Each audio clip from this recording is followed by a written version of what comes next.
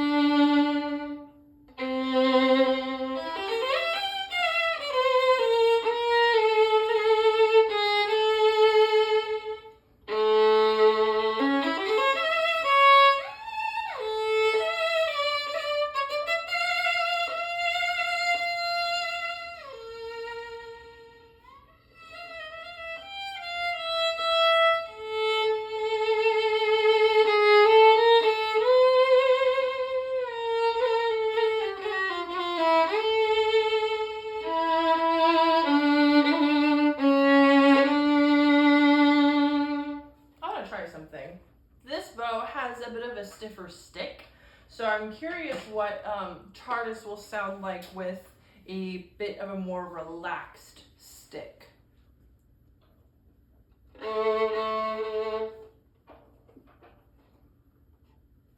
gonna make one tiny little adjustment down here too.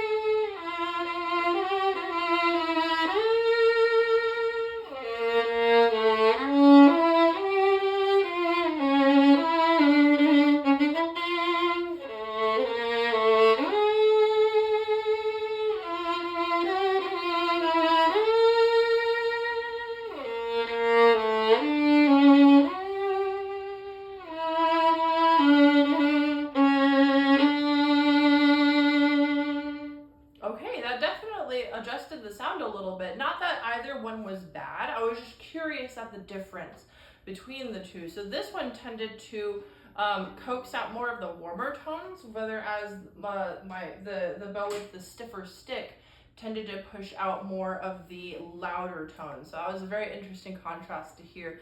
I also pulled back the chin rest just a little bit to let some of the notes ring out just a little bit more. But I hope that this shows y'all that there are dozens of adjustments that can be made on the instrument. You can change your strings, you can change your chin rest, you can change even your shoulder rest. I have played on different shoulder rests where there is so much rubber on here that it dampens the sound.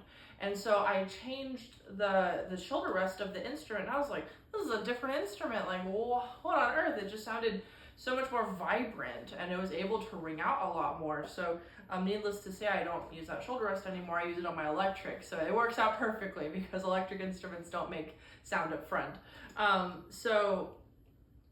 In even like the strings, you can change the position of the sound post, you can change the angle of the bridge.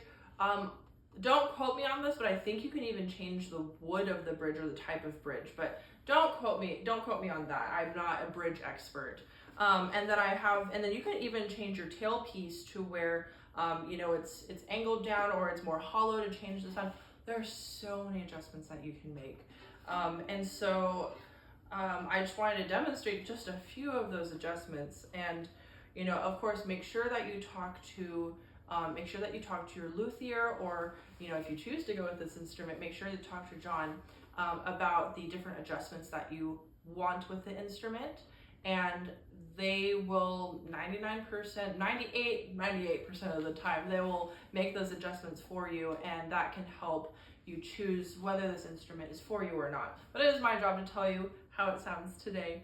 But even with those tiny adjustments, it, like, you know, the sound was just so beautiful and warm. So I'd say this was a pretty flexible instrument. There are rarely, but it happens sometimes, there are instruments that just really don't want to change, but it happens.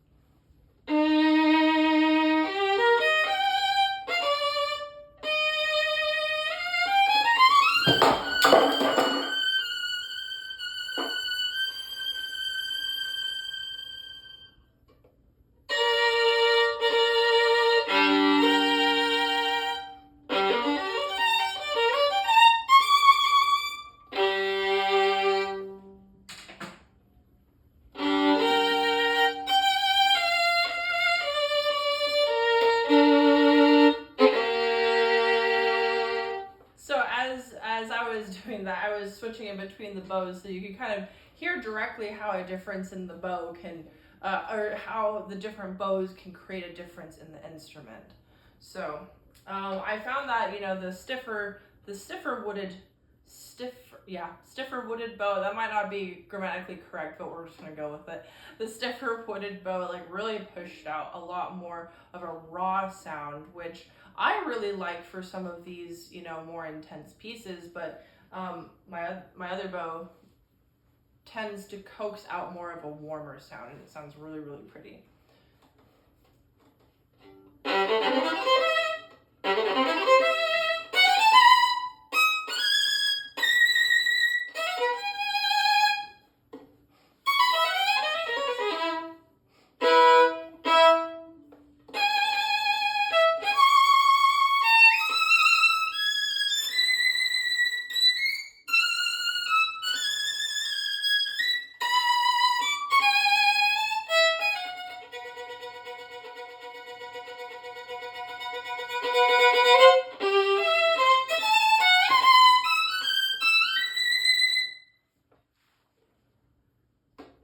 Nice, powerful sound. I really, really enjoy how direct this sound is.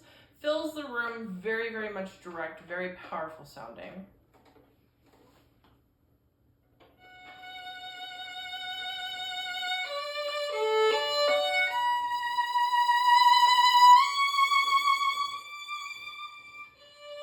I love how responsive it is to vibrato too.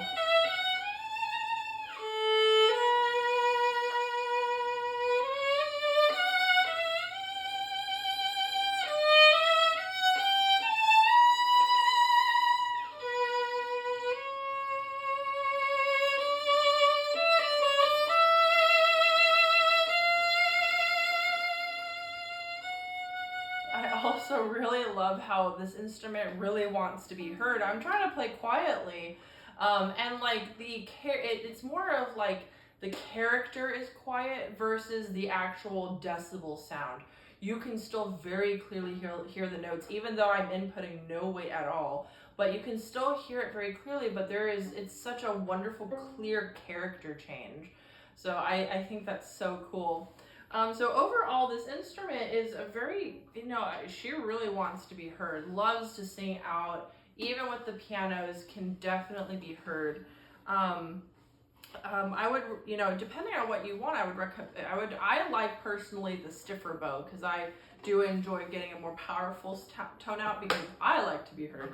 But you know, if you love the sound of the instrument but you enjoy the warmer tones, I would go with a loose, not as stiff stick of bow. I don't know how to word that. That's such a strange wording. I would go with a bow that has a bit more pliable, flexible wood. There we go, excuse me.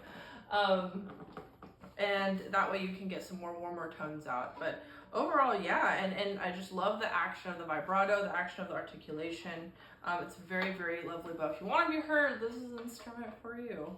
Awesome. Albert Goetz did a number on this violin. So very beautiful violin. Nice pedigree to it. Actually has some fluting. Some of the colors don't necessarily come with German violins typically. So you have some of those reds and oranges and a little bit of that amber, kind of the sunrise look. So anyway, just our thoughts. Beautiful violin. And please pardon the that loud crash over there. Don't worry, no violins were harmed in the making of this video. So thank you all for joining in, and play on, my friends.